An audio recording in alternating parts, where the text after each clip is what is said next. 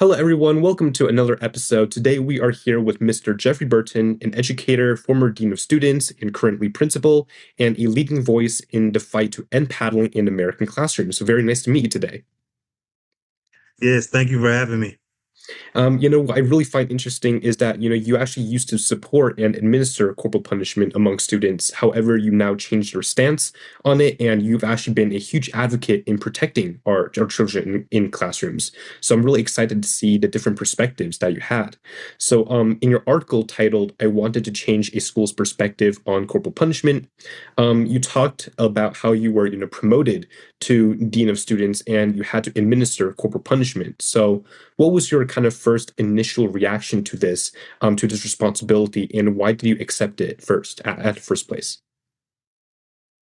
Well, for starters, just for my background, and I think it's important for the listeners and viewers to understand that I was born and raised from that town. So the school district, a very small population. I was from that area, and then when I later turned around to become to become an educator there, it was just all we knew. That's all we knew as far as disciplining students. So when I had the opportunity to be promoted from dean of students, as well as my health and education and coaching duties, they gave me that role. So I naturally agreed to doing it. So it wasn't a second thought for me. It was just something that, okay, this is my opportunity to step into an administration position very early in my career. I think that was like my first or second year, just in education altogether. So naturally, I was like, okay, I'm going to start doing this. So I was initially open to it. It was something that we were traditionally used to. So it was just traditionally, all right, this is something that I want to do. So I see myself in an admin role later on in my career. So here I am. So I agreed. I initially agreed to it. Mhm. And you talked about the moment with the kindergarten girl who had, like a tough time at home, and that moment was clearly pivotal to, change your stance on corporal punishment. So, can you walk us through what was going through your head emotionally and ethically, like kind of during that first experience? Well, yes, and this was several years back, but there were some moments that I remember vividly. So when I walked in, um, my superior, my boss, was the one that ultimately had the say in whether or not the student received corporal punishment, and I was the person that had to give it. Um, so when I walked in, I noticed that the student, she just looked like she had a very rough time, and this was like early in the morning. So the student just wasn't well kept.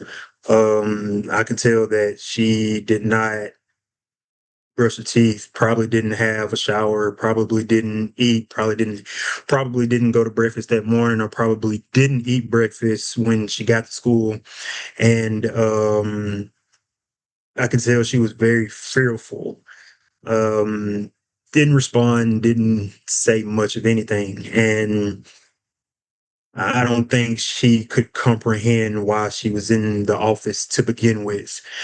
So I was really hesitant, and I was just in my brain. I was like, I was just thinking to myself, like, how forceful should I be? Like what would be the aftermath? Like, how would she perceive me as a person walking around the campus, and how would she perceive me afterwards as a person, who's also her health and PE coach? When she comes to my classes, or the a class that she initially loved, prior to.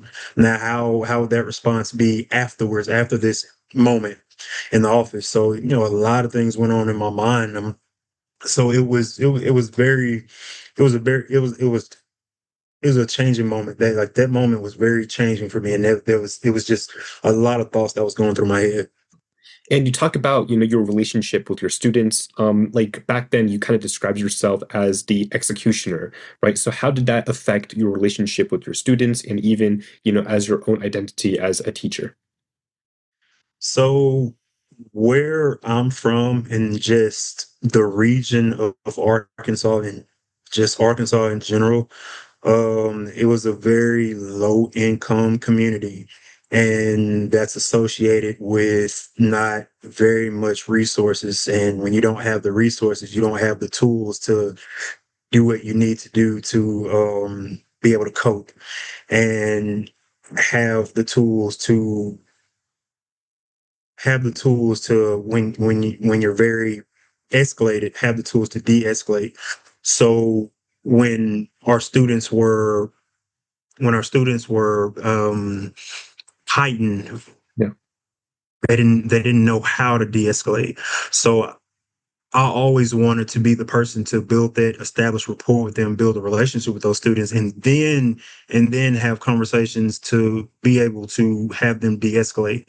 However, when I came into that role, I used the term in my article executioner because it was no questions asked. I just went and did the job. Just like in, those medieval times, that's what the person who wore the little hat, and that's what they did. They just went in and was an executioner. They didn't speak or did anything. They just, Hmm. they just was an executioner. So that's what ultimately was my job during that time. I didn't really have the say in what I did. I just went in, paddled kids, and that was that. Yeah. And that's not who I wanted to be as an educator. Yeah. You mentioned there are, a lot of disparities in how corporal punishment was used against Black students versus white students. What do you believe drives these disparities in rural Arkansas schools? Well, I I I looked into the data, and we were a very minority, like our school, we only had like 12% Black students, but they made up a large majority of our students that was being referred to the office and also being subjected to corporal punishment. And I think people listening, I think it's important that I highlight that because students of students, our white peers, our white students, and our especially our white girls or our white male students were being referred to the office as well. But once again, you know, their consequence was made differed from those as our Black students, our Black males specifically. So when I went to look into that, went into a data dive, and that a lot of that may have contributed to a cultural disconnect.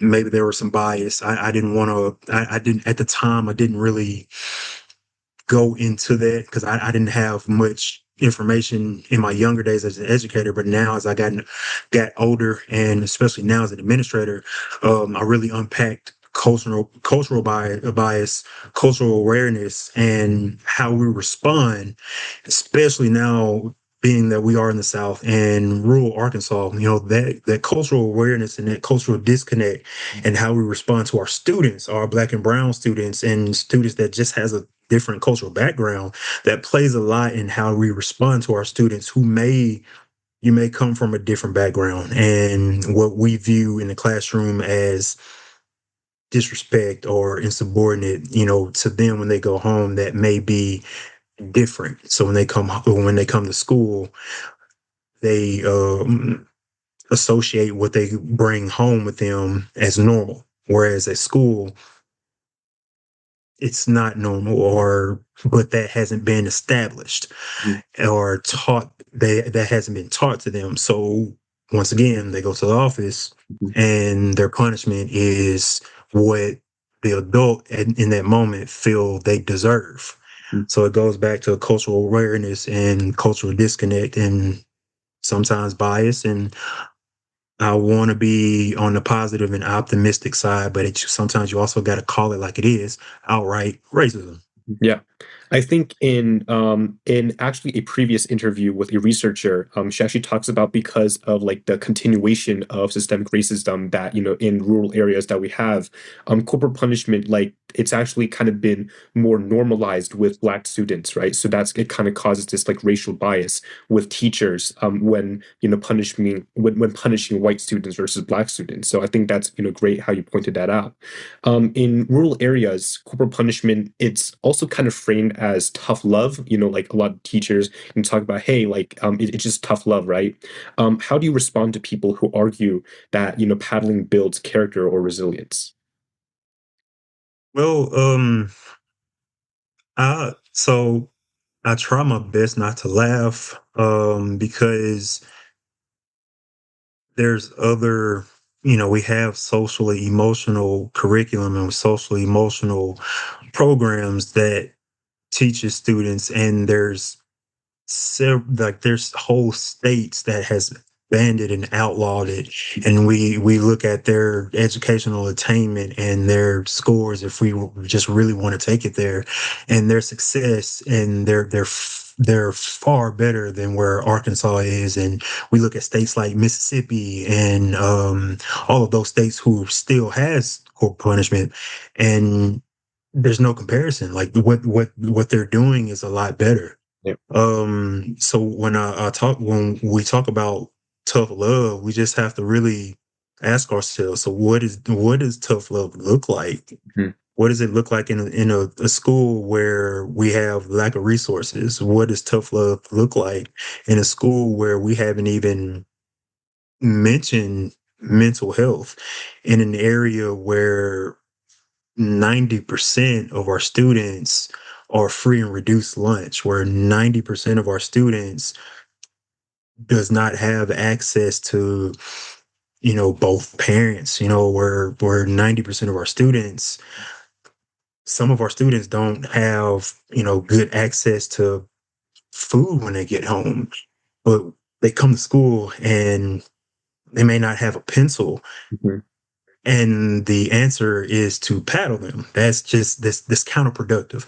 Yeah. So when we talk about tough love, we need to flip those. We need to love tough. Mhm. In areas like ours, when they come to school, they come to school for the opposite. They come to school to be loved on, to be supported, and be treated with what they may not get at home. Mhm. So it goes back to what I said earlier. I want to be and continue to be that type of now administrator for my students, because they may not get that at home. hmm I love how you talk about, there's obviously other, discipline methods, right? I want to talk about some alternative discipline practices that in your article you talked about the story with, two second grade students who were throwing food in the cafeteria. And instead of paddling them, you made them take responsibility and, like made them clean up the cafeteria. And I thought that was just kind of it shows that like there are other methods that work better than just paddling them. So, based on these events, what other more positive discipline methods did you find to replace paddling? So I'm a real big supporter of multi-tiered approaches. Yeah. And I'm a really big supporter of building empathy in students, putting on the shoes of the people that they've done wrong to.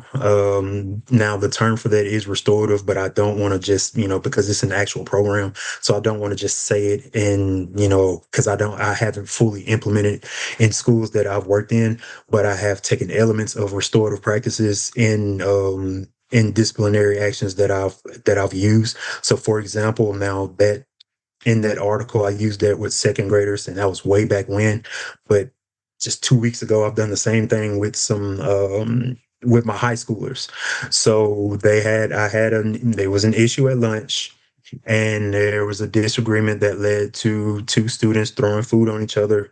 And I made them for 3 days go into the lunchroom and put on the shoes, the metaphorical shoes of the lunchroom ladies, and they cleaned the lunchroom with the lunchroom ladies, it was a perfect storm because the lunchroom staff was understaffed that week. It was two, they only had two workers that week. So it was the perfect storm. And at the end of the 3 days, I brought them back to my office and I told them that, I let them know that, think about what they have to do every single Monday through Friday for two lunches, because we had two lunches, and the time frame in between cleaning up first lunch, lunch A, and lunch B. There's a limited time frame between when they have to clean that up just to get ready for the next lunch. And if they don't get it cleaned up in a timely manner, guess who they have to hear from? You all, because you all start complaining about maybe a table not being cleaned up in a timely manner. So, how does that make you all feel that for 3 days you had to clean up and put on their shoes? And it really had them thinking. And I know teenagers, they like to put on a show, but one of them came back later and was like, and asked, is there a way that I can support, not in the lunchroom, but just other places in the school, and just developing that empathy in our students. What that does, what I would hope, that's my hope. What I would hope is that that builds a community, a positive community of where students start impacting other students. Like, this is not what we need to do. Like, these are the expectations for the campus. We're not gonna leave trash everywhere. We're not gonna throw food everywhere. And hopefully that's my goal, because for one, if we give out a consequence that's not directed towards what actually happened, we're removing them from where the actual consequence happened. So it's not really directly tied to it. But this develop empathy, and that's my ultimate goal. We're developing empathy. The students put on the shoes of lunch ladies and custodians, for that matter, and the parents. That was most important too. The parents was fully supportive, and and we got positive results from it. So and so hopefully that is something. I'm no longer at that district, but hopefully that's something that that district can continue, and something that I will put in place at the new district that I'm at. I love how you talk about empathy, that you can, instead of kind of like just automatically resulting to physical punishment, you kind of, put these students in other people's shoes and kind of see them from a different perspective, right? To see, like, for the lunch lady's perspective, to cleaning the cafeterias from Monday to Friday every day. And I think that's just a great alternative method other than just, physically disciplining them, because I don't think if you hit students they'll actually learn anything, because I mean it's just kind of like discipline, but they don't really like empathize with, I think it's just a much better way to teach them empathy so that they can actually learn something and, help them on the long run. So if you could speak directly to a parent, a teacher, or like a policymaker that is still defending corporal punishment today, what would you say to them, not just as an educator, but as someone who has lived both sides of this debate? Well, I would, and I'll kind of clear the air. Like, I've only been when I was in school, I only got paddled once. Mhm. Yeah. I was a fairly well, I was sneaky. I was, I was sneaky. Yeah. I didn't really get in trouble. But when I did, I mean, that was my punishment. And Mhm. even back then, I'm just kind of thinking about what I got in trouble for. I don't think it shouldn't have resulted in corporal punishment. Yeah. But to answer your question, if I'm speaking of legislation, especially in Arkansas Yeah. and just nationwide, I would reframe it as a parental involvement type response. Mhm. One issue that America is having, district wide, statewide, US wide, is trying to get parents involved. Here's what's happening in our educational system. It especially schools that have corporal punishment. Put this in perspective. Yeah. With with our current system, we, rightfully so, we feed your kids, for most part free, breakfast free, lunch free, which is great. Educate your kids for free, free extracurricular activities, free program, like everything's free. And guess what? At states like ours, if your kid act up, we also get to hit your kid for free. Yeah. Parents, you don't have to do anything. Mhm. Transportation's free. Drop your kids off. Mhm. You just got to pick them up. And even the bus transportation is a privilege, but it's also for everything's on the district. Parents really don't have to do anything. So, and we wonder why there's no parental involvement. Mhm. So we wonder why everything is blamed on teachers now. Mhm. We wonder why everything's blamed on school districts now, because we've pretty much put everything in this bowl, like this package, and gave to the parents and said, "Hey, we're doing everything for you. Mhm. We're giving your kids everything. You don't have to do anything anymore, parents. We're doing everything for you." Even in states like ours, I'm not speaking for all other states, and I'm not even speaking for all other districts in my state, but especially for corporal punishment, schools and districts with corporal punishment in my state, we do everything, and we wonder why we have a parental involvement issue. Mhm. This is why we have we don't we're not there's really no reason for parents that has no real reason to be directly involved with their child, other than, let's face it, sports and extracurricular activities. There's really no reason for a parent to say, hey, they see a kid's grade, the grade's good, Mhm. behaviors, is good. I really don't have to be involved. My kid is doing excelling in sports. I don't have to be involved. My child acted up, hit them, paddle them. I'll support it. Mhm. They don't have to be involved. Mhm. So a lot of the accountability, there has to be some type of accountability that does come back to the parents. Mhm. Even when we go back, even if we go back to, chronic absenteeism and truancy and putting kids and, well, parents in court for truancy, that has become a lot more lenient now too. So there's definitely a disconnect. There's definitely a dichotomy there. So for lawmakers, legislation, I don't know. That's my spiel. I Mhm. just don't know the answer, Yeah. because we, as districts, we do everything, Mhm. but and teachers work so hard, Yeah. districts work so hard, but we also get the blame. Mhm. Teachers get the blame, Mhm. and we also get the blame for lack of parental involvement, Yeah. despite Mhm. we do everything. So I Teachers don't. West are also notoriously underpaid Oh in yeah, oh those. yeah. Yeah, I think that's also a really big. So, like, I guess what you're speaking is, more kind of parent involvement in their child and more kind of responsibility. So, like, don't throw all of the accountability on teachers, but actually take some accountability to yourself. So responsibility, I'd say in my state has definitely shifted completely, and it definitely shifted Mhm. a lot over the past 10 years. Workload has increased for teachers, Yeah. definitely, Mhm. and responsibility has shifted in terms of how parents have.